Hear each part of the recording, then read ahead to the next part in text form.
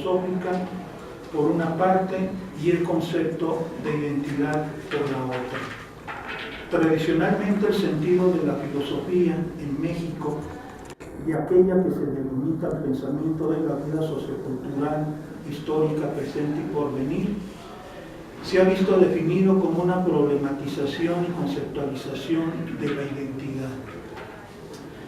Debido a que el concepto de identidad siempre ha conllevado más dificultades que soluciones, aun y cuando cotidiana y convencionalmente utilizamos el término en múltiples ámbitos, la identificación social, civil, académica, política, electoral, comercial, traemos todos una identificación oficial que nos sirve precisamente para eso, para identificarnos quiénes somos, dónde vivimos, etc. Sabemos que identificarnos es una convención que oculta múltiples modos de ser, inabarcables en una tarjeta de identidad.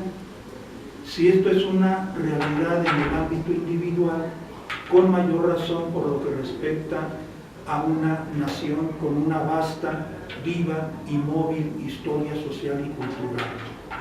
Por tanto, cuando nos referimos a identidad, no es según una noción esencialista, sustancialista, ahistórica, sino como un conjunto de procesos o devenires abiertos de objetivación y subjetivación vividos por y en nuestro país. El último punto de esta sección que es además la más extensa, la desarrollaré basándome en este texto de Carlos Pereda, La filosofía en México en el siglo XX, apuntes de un participante, y dice lo siguiente. Para Pereda, interrogarnos sobre cómo enseñar una disciplina, en nuestro caso la filosofía en México, depende de la manera en cómo la comprendamos. Ciertamente la filosofía en México no es distinta formal y prácticamente a la filosofía tal y como la conocemos desde los griegos. Un trabajo conceptual, interrogativo, teórico, dialógico. Ahora bien, para Pereda, la manera de enseñar la filosofía en nuestro país ha sido una calamidad, una triste y aburrida calamidad, un triste infortunio, una triste desgracia. En todo proceso de enseñanza-aprendizaje, justifica Pereda, se distinguen al menos dos aspectos, los contenidos y la metodología. Según Pereda, los contenidos de los programas de filosofía en general y de filosofía en México en particular se han reducido a objetos de la actividad de anticuarios confundidos, digamos, de grandes eruditos que conocen de pe a pa todo lo que se ha dicho, todo lo que se ha escrito, todo lo que se ha pensado en términos de la filosofía en México, pero que asumen su conocimiento y que buscan transmitir ese conocimiento como anticuarios confundidos, dice Carlos Pereda. Ciertamente la filosofía supone textos y autores que la tradición y el presente recogen. El problema es cómo estudiarlos desde la actualidad. La propuesta de Pereda es estudiarlos mediante una lectura argumentada, que supone tres clases de preguntas. Hacerle tres preguntas a un texto de filosofía en general y de filosofía mexicana en particular. Preguntas de comprensión, de verdad y de evaluación. ¿Qué dice? Si es verdad lo que dice y si contribuye a la resolución del problema planteado, si es que efectivamente plantea un problema. Tenemos pues un primer asunto que atender que podemos plantear de la siguiente manera. Ningún contenido de un texto de filosofía, pasado o presente, por muy simple o evidente de suyo que parezca, podemos dejar de hacer un análisis para determinar el sentido de lo que dice y a qué problema responde. No existe nada más incómodo y además termina siendo casi objeto de burla para quienes no están familiarizados con la filosofía, y todos llegamos a no estarlo en algún momento de nuestras vidas, que se nos presente lo que tiene que ser resultado de un trabajo de análisis, interpretación y de crítica, pero que se nos presenta como ideas ya cerradas, ya acabadas, ya prácticamente como para asumirlas como verdades más o menos absolutas, como algo con un sentido evidente de suyo, o peor, como una especie de sabiduría que simplemente se toma o se deja, o en la enunciación de frases más o menos afortunadas, como si los filósofos fueran por la vida lanzando frases hechas, sabias, inteligentes, ¿no? Como a veces llega a suceder en muchas exposiciones de los estudiantes y aún de los profesores, de nosotros los profesores, en donde recurrimos a la muletilla. Es que Hegel dice, y después Hegel dice, y después Hegel dice, o más adelante Hegel dice. Pero se nos pasa, digamos, la hilación, la vinculación, el sentido de todo esto, que sí dice, pero es más que simplemente frases, ¿no? Ahora bien, la enseñanza de la filosofía no tiene por qué ahorrarnos la exigencia y el tratamiento aún dificultoso propia a un pensamiento que ha hecho desde su aparición en Grecia una lucha contra el sentido común, contra lo dado, contra lo fácil, contra lo normal, contra lo idéntico, su razón de ser. Desde la perspectiva de Carlos Pereda, durante los últimos 30 años, filosóficamente hablando, nuestro país se ha visto en un escenario caracterizado por lo que llama época de los archipiélagos, como ya se los hacía notar. Época en donde el pensamiento ha quedado cristalizado en islas incomunicadas entre sí, en un aparente o real desamparo del pensamiento ejercido por individuos y grupos que no acaban de formar una tradición filosófica que sirva de unidad o un movimiento que permita una continua interrelación de la pluralidad filosófica. Ahora bien, independientemente de que el mismo desarrollo de la filosofía en nuestro país haya llevado a esta situación en que el pensamiento ha devenido en diversas islas, sobre todo académicas, que no acaban de formar una unidad a esta multiplicidad, hay un problema básico tan antiguo como la filosofía en México, que Pereda resume en la expresión pensar en español. La idea de pensar en español se tiene inevitablemente que observar desde un contexto global dominado por la lengua inglesa, por los criterios de productividad académica e intelectual anglosajona o de los países, digamos, desarrollados, por las modas intelectuales en las ciencias duras, en las ciencias físicas y aún dentro de las humanidades. ¿Cuáles han sido y siguen siendo las dificultades que la filosofía en México en particular y en América Latina en general se han enfrentado? Hay 3 vicios que según Pereda definen en general a la filosofía en México y en América Latina y aún su proceso de enseñanza-aprendizaje. El primer vicio de la filosofía en nuestros países, según Pereda, es el fervor sucursalero. Fervor sucursalero. Ante la presunta pobreza de la propia tradición filosófica, tratamos de abrevar en otros referentes. Alemania, Francia, Inglaterra, los países que tradicionalmente se han destacado, principalmente en Europa. El resultado es una constante repetición de fórmulas que crecientemente pierden sus contenidos y el contexto que les daba su sentido y aún su utilidad. Cito a Carlos Pereda: como se considera que las casas matrices del pensamiento están en otra parte, la reflexión se reduce a administrar el establecimiento en el poblado marginal y a menudo considerado miserable, lúgubre, que nos tocó vivir. Pensar se reduce, por tanto, a un asunto de administración de franquicias.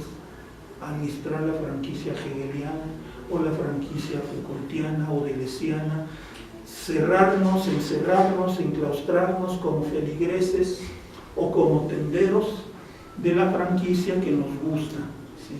Y a la cual permanentemente buscamos estar a la moda. Cierro la cita y continúo. Nos convertimos de una vez y para siempre en seguidores, imitadores, apologetas de cualesquiera de las múltiples escuelas, corrientes, autores, surgidos principalmente en Europa. Toda la producción filosófica queda atrapada en una práctica viciosa que conforma una burbuja académica e institucional solo autointeligible. En realidad solo terminamos entendiéndonos nosotros mismos y a veces ni siquiera nosotros, ¿no? Un segundo vicio que plantea Pereda es el que domina como el afán de novedades, El pensamiento no queda sujeto, como en el anterior vicio, a un referente único y absoluto, sino que se abre a todo y queda prácticamente a la deriva, sin ningún proyecto duradero. La producción filosófica internacional es objeto de un indiscriminado consumo que no se satisface con nada, ni nutre al pensamiento para que se decida a crear sus propios devenires y procesos a partir de su contexto. Cito a Pereda: para el esclavo de novedades, lo que preocupa no es conocer, comprender y explicar el mundo, o siquiera algún fragmento de este por mínimo que sea, sino que le agobia y enceguece una creciente adicción que eufemísticamente llama lógica de estar al día. Cierro la cita. Ante este escenario, la tarea es descolonizar el pensamiento, dejar de convertir y reducir la actividad filosófica en objeto de consumo y de desecho inmediato. El tercer vicio y último que nos presenta Pereda son el que llama los entusiasmos nacionalistas.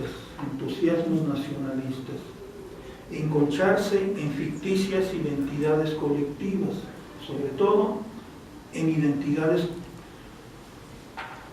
presuntas identidades, como si estas fuesen ya fijas, estuviesen ya como una condición natural.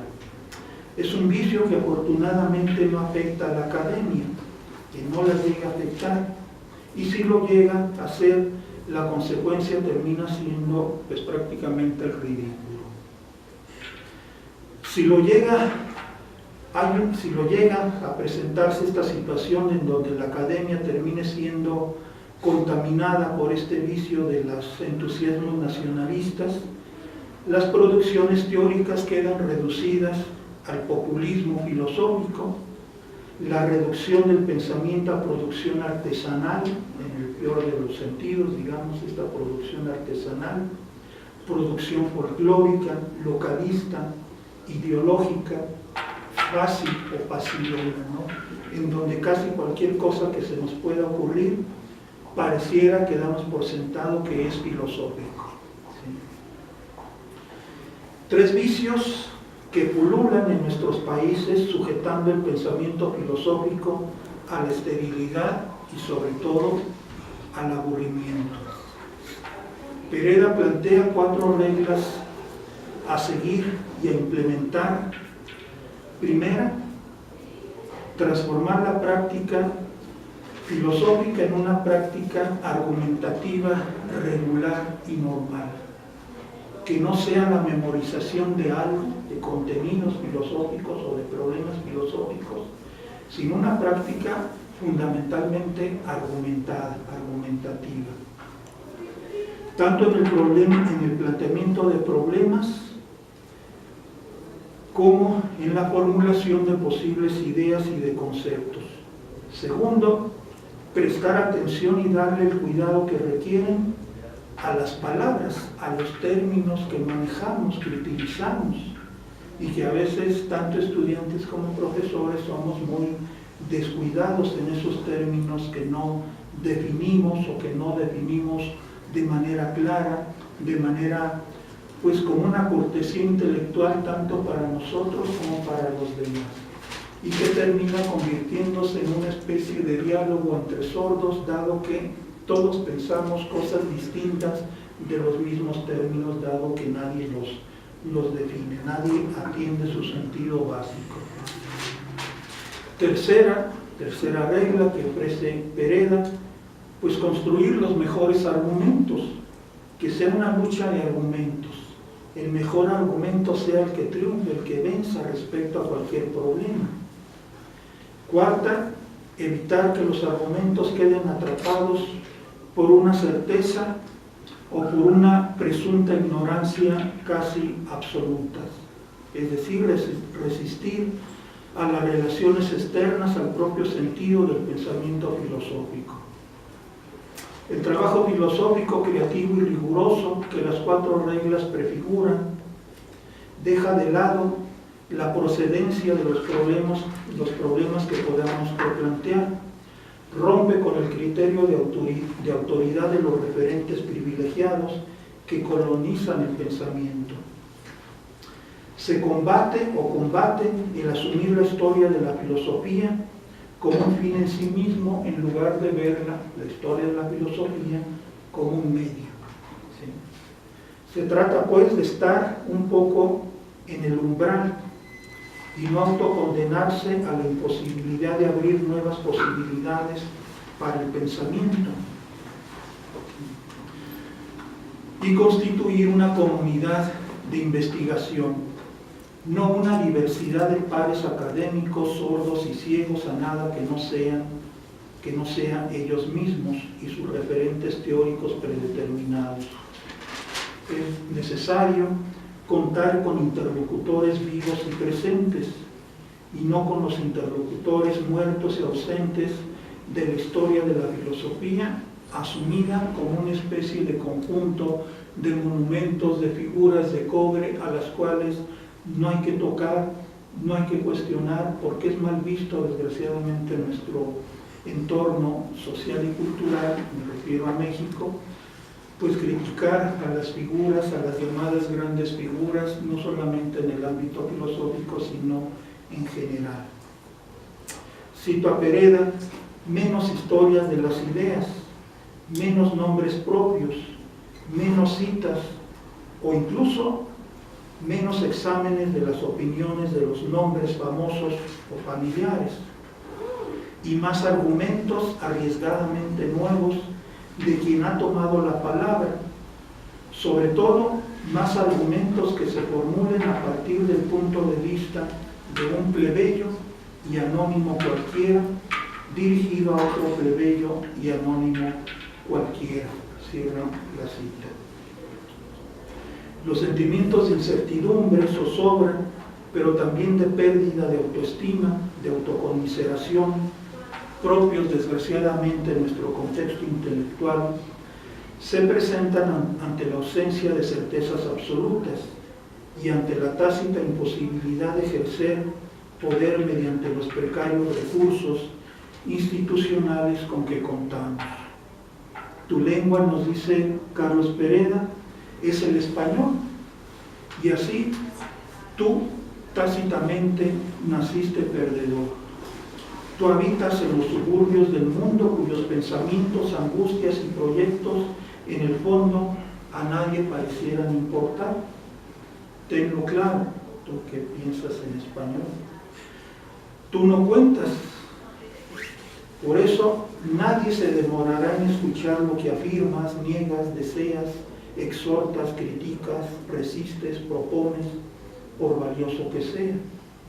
Ahí, en los lugares subalternos donde pretendes levantar la voz, no hay más que la muchedumbre del nadie.